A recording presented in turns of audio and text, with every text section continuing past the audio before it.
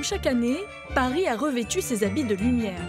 Guirlandes, vitrines, illuminations mythiques sur les Champs-Élysées.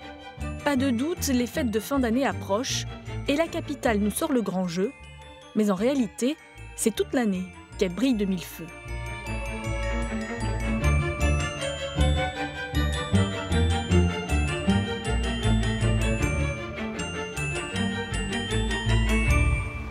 Bonjour à tous, c'est ça aussi la magie de Paris, ces lumières qui ornent les plus belles rues, les plus belles places et les plus beaux monuments de la capitale. Mais il n'en a pas toujours été ainsi. Paris a mis des siècles pour passer maître dans l'art de l'éclairage. C'est sous Louis XIV, au XVIIe siècle, que les premières lanternes font leur apparition dans les rues de la capitale. L'objectif est alors d'endiguer la criminalité dans les rues sombres. On demande aux habitants d'éclairer leurs fenêtres à l'aide de bougies. Des flambeaux et des lampions sont également installés. Puis l'éclairage public poursuit son développement. La bougie est remplacée par l'huile, le gaz et l'électricité. L'avenue de l'Opéra est la première à en bénéficier, en 1878.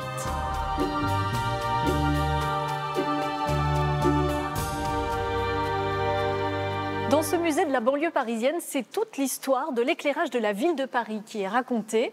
Jean-Jacques Lemoylic, bonjour. Bonjour. On a face à nous l'un des premiers éclairages publics. Expliquez-nous comment ça fonctionnait. C'était des lanternes qui fonctionnaient d'abord avec des chandelles, qui étaient accrochées sur les façades des maisons avec un système de poulies pour les descendre et les entretenir.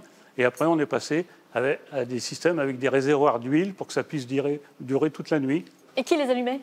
Donc au départ, c'était les riverains qui étaient chargés de l'entretien, mais ça ne leur plaisait pas trop. Donc il a fallu créer des brigades de personnel attribuées à ce travail. Et quand on parle des allumeurs de réverbères, ça concerne quelle époque exactement et comment ils s'y prenaient ? C'est à partir de 1829, la rue de Rivoli, éclairée au gaz, la première, avec ce type de candélabre. Et les allumeurs de réverbères devaient passer tous les soirs avec leurs perches alimentées au pétrole. Et ils devaient allumer les lanternes comme ceci. On passe quelques années, l'apparition de l'électricité. On imagine que ça a été une véritable révolution pour les Français et pour les Parisiens. Est-ce qu'ils ont tout de suite adhéré au concept ? Au départ, ils étaient un peu surpris parce que c'était un éclairage avec des lampes à arc. C'est un éclairage très blanc, très violent. Alors par rapport au gaz, ça choquait beaucoup de gens, mais ça éclairait nettement mieux. Par contre, ça ne durait pas très longtemps. Donc M. Edison, avec sa lampe à incandescence, a mis fin à ce procédé. Et donc les lampes à incandescence, les voici ? Voilà, ici, c'est les anciens luminaires qui étaient sur la place de l'Hôtel de Ville, à incandescence. Ça, c'est ce qu'il y a autour de l'Opéra de Paris. Au départ, ça fonctionnait à l'incandescence aussi. Le style Art Nouveau, pareil, avec des lampes incandescentes. Et là, on a un énorme projecteur au sol. À quoi il était destiné ? C'était le premier projecteur infranord de chez Mazda, 1950. C'était la Rolls des projecteurs à l'époque. Et avec ça, on a éclairé la Tour Eiffel. Il y en avait 170 dans le Champ de Mars pour éclairer la Tour Eiffel. On a éclairé Notre-Dame avec aussi le Arc de Triomphe. Enfin, tous les monuments de Paris étaient éclairés avec ça. Voilà. S'il y a bien un monument mis en valeur à la nuit tombée, c'est en effet la Tour Eiffel. Depuis l'an 2000, elle scintille à chaque début d'heure en soirée. Et l'éclairage est complété par un phare au sommet. Parmi les hommes qui se sont penchés sur son rayonnement, l'un est même devenu célèbre, Fernand Giacopozzi. Il y avait quand même 9 éclairages différents, avec de toutes les couleurs. Voilà. Il était surnommé le magicien de la lumière, avant de tomber peu à peu dans l'oubli. Sa petite fille nous raconte. L'exposition des arts décoratifs a démarré en mai 1925. Et tout était remarquablement bien éclairé, sauf la Tour Eiffel qui restait noire dans le noir. Donc c'était un petit peu triste. Et du coup, les organisateurs se sont dit on ne peut pas laisser la Tour Eiffel comme ça et il faut l'éclairer. Donc ils ont fait appel à mon grand-père qui dit ok, je veux bien prendre le projet, mais après il a fallu trouver des mécènes. Voilà. Donc il est allé voir Renault qui a dit non, il est allé voir ses clients, le magasin du Louvre qui ont dit non, et il s'est tourné vers Citroën qui au début n'était pas très chaud et qui finalement avoir vu le projet, a fini par dire oui. Et c'est comme ça que Le nom Citroën s'est retrouvé sur la Tour Eiffel. Parce que c'est quand même lui qui a payé tout l'éclairage, ce qui était quand même un gros budget, parce qu'à l'époque, il y avait une taxe sur la publicité lumineuse. Donc, c'est lui qui a tout payé pendant 10 ans, quand même. Pendant 10 ans, la Tour Eiffel a été illuminée par votre grand-père. Tout à fait. Alors, elle a été illuminée tous les soirs pendant l'exposition des arts décoratifs, et après, c'était une fois par semaine.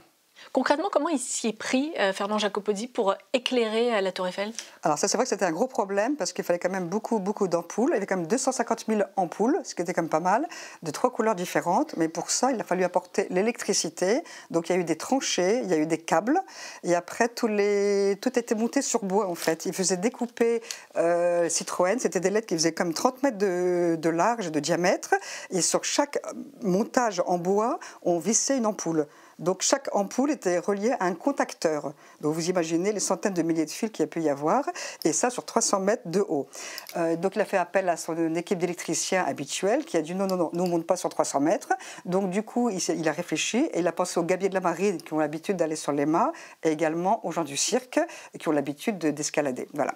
Et du coup avec toute cette nouvelle équipe, entre guillemets, il a monté, mais en très peu de temps finalement, parce qu'il a commencé en mai, en 2 mois, il a quand même éclairé toute la Tour Eiffel.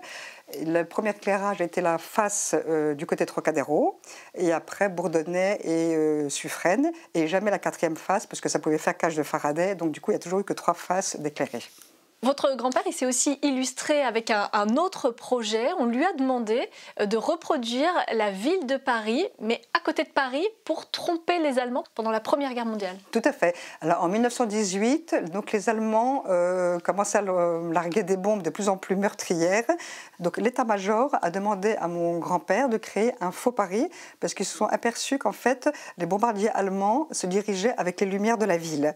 Donc ils se sont dit, si on crée une ville ailleurs, les bombardements auront lieu forcément ailleurs. Donc du coup, ils ont demandé à mon grand-père, qui était quand même un spécialiste de l'éclairage déjà à l'époque, de créer ce faux Paris en dehors de Paris, mais dans une même boucle. Quels sont les autres monuments que votre grand-père a éclairés à Paris? Alors en fait, après avoir éclairé la Tour Eiffel, il s'est aperçu, et Paris également, que tous les autres monuments étaient dans le noir. Donc il a commencé en 1928, il a commencé par la place de la Concorde, qui était... les monuments étaient dans le noir, c'était comme des très beaux monuments qui n'étaient pas éclairés. Et en fait, la Paris Ville-Lumière a démarré un petit peu avec ces monuments éclairés. Et après, toutes les capitales ont imité Paris. Comment vous expliquez qu'aujourd'hui, il n'y a aucune rue dédiée à votre grand-père, que finalement plus personne ne connaît Fernand Jacopozzi, qui a littéralement éclairé la ville de Paris? Oui, alors je trouve ça désolant et très triste. Donc je œuvre pour qu'il y ait enfin une rue à son nom. Mais en fait, il est mort en 1932, il était italien, la Deuxième Guerre mondiale commençait un petit peu à pointer. Et après, il est tombé dans les oubliettes de l'histoire. Et malheureusement, comme beaucoup de gens très connus qui ont fait beaucoup de choses, il passait à la trappe, quoi. Voilà. Donc c'est pour ça que depuis 10 ans, j'essaie de le remettre à l'honneur, donc pour qu'on puisse savoir quand même que le Paris Ville-Lumière, c'est en partie grâce à lui. Merci beaucoup. Je vous en prie. Aujourd'hui, la ville de Paris est toujours en charge de l'éclairage des rues et d'une grande partie des monuments historiques, comme l'Arc de Triomphe. L'autre partie est assurée par l'État. Cela concerne l'Assemblée nationale, par exemple. Teddy Tisba, bonsoir. Bonsoir Marion. On est juste à côté du bouquet de tulipes du célèbre sculpteur américain Jeff Koons. Il est situé, ce monument, dans les jardins des Champs-Élysées. Et c'est la ville de Paris qui s'occupe de l'éclairer. Est-ce que vous pouvez nous expliquer comment elle s'y prend pour le mettre en valeur? Tout à fait. Alors on a 3 jeux de projecteurs qui sont situés de part et d'autre du monument. Donc avec dans chaque bloc une réglette LED basse qui va éclairer la main que vous voyez ici, avec un blanc chaud qui s'adapte bien à la couleur de la peau. Et puis un blanc plus froid pour la réglette du haut qui, elle, va mettre en valeur les fleurs. Est-ce que vous pourriez nous dresser un peu la liste des défis auxquels la ville de Paris est confrontée en matière d'éclairage? Alors déjà, la mission première de l'éclairage public, c'est d'assurer la sécurité sur les espaces circulés. Ensuite, il va y avoir un enjeu de sobriété énergétique. Limiter la consommation énergétique, c'est doublement important. Déjà pour limiter l'empreinte environnementale de l'éclairage public, d'une part, et puis d'autre part aussi pour limiter la facture. Ensuite, vous allez avoir un autre enjeu environnemental qui va concerner la biodiversité. Limiter la pollution lumineuse, c'est mieux préserver la biodiversité à Paris, la faune, la flore, et puis par ricochet également, la santé humaine. Alors à Paris, déjà, on est en train de travailler à l'élaboration, au déploiement d'une trame nocturne. L'idée, c'est de cartographier les endroits, les sites sensibles du point de vue de la biodiversité et de réduire la pollution lumineuse sur ces sites-là. On va soit déjà 100% passer en LED, intégralement. On va en plus appliquer de la LED jaune-orangé, qui est moins impactante pour la biodiversité. Et puis, dans certains espaces, on va pouvoir même grader, voire éteindre. Dans quelques mois, la ville de Paris va accueillir plusieurs épreuves des Jeux Olympiques 2024. Est-ce que vous nous réservez quelques petites surprises lumineuses? C'est Noël, vous pouvez nous en dire un peu plus? Oui, alors pour ce qui est des Jeux Olympiques, on va avoir deux grandes familles de travaux. Trois grandes. D'une part, des illuminations rénovées, donc des illuminations comme celle de Jeff Koons, mais rénovées. Vous allez avoir aussi des travaux sur le mobilier, pour lui redonner son lustre d'antan, sans mauvais jeu de mots. Et puis vous allez aussi avoir ce qu'on appelle du mapping, c'est-à-dire des illuminations, des mises en lumière éphémères, mais très très spectaculaires. Sur la Tour Eiffel par exemple? Je n'en dirai pas plus, je ne voudrais pas spoiler les choses. Merci beaucoup.